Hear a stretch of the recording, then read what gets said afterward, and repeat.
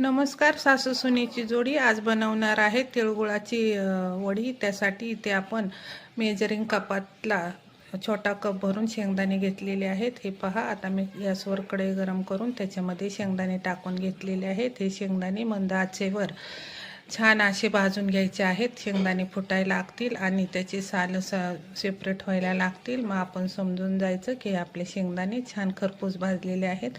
ह्याला एकदम काळं किंवा चॉकलेटी भाजून घ्यायचं नाही। शेंगदाण्याचा कलर चेंज झाला नाही पाहिजे, अशा प्रकारे हे शेंगदाणे भाजून मी थंड व्हायला ठेवलेले आहे। आता त्याच कढईमध्ये मी एक मोठा मेजरिंग कप भरून बिना पॉलिशचे तीळ घेतलेले आहेत। हे तीळ मी स्वच्छ निवडून आणि चाळून घेतलेले आहे। आता हेही मी भाजून घेतलेले आहे चांगले खमंग। आता गॅसवर मी कढई परत गरम करून घेतलेले आहे आणि त्याच्यामध्ये 2 चमचे साजूक तूप घालून जितके तीळ घेतले तेवढाच गुळ आपण चाकूने कापून घेतलेला आहे। हे पहा, गुळ आपण हे पाक चेक केलेला आहे।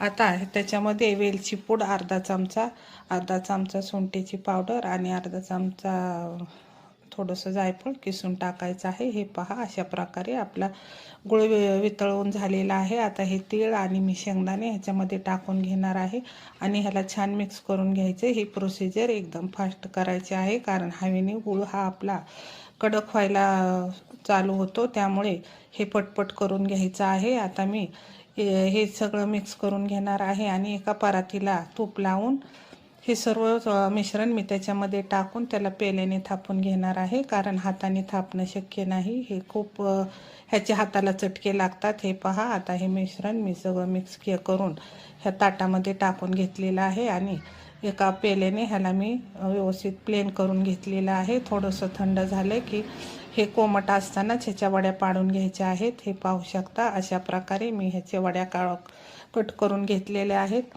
आणि ह्या वड्या कट करून ते आणखी 2-4 मिनटासाठी मी असंच थंड व्हायला फॅन खाली ठेवून देणार आहे। हे पाहू शकता, आता हे आपल्या तिळगुळाच्या वड्या तयार झालेल्या आहेत। पाहू शकता, तुम्ही जर चॅनलवर नवीन असाल तर चॅनलला सबस्क्राईब करा, लाईक करा, शेअर करायला विसरू नका। हे पाहू शकता, आता ह्या वड्या आपल्या झालेल्या आहेत। आता आपण ह्या वड्या फॅन खाली थंड करून घेणार आहोत। अशा प्रकारे ह्या वड्या तयार झालेल्या आहेत। अशाच वड्या तुम्ही करून पहा, अजिबात बिघडत नाहीत, एकदम छान होतात। हे पहा, किती सुंदर वड्या झालेल्या आहेत। ह्याला तुम्ही तिळाची बर्फी किंवा वडी म्हणू शकता।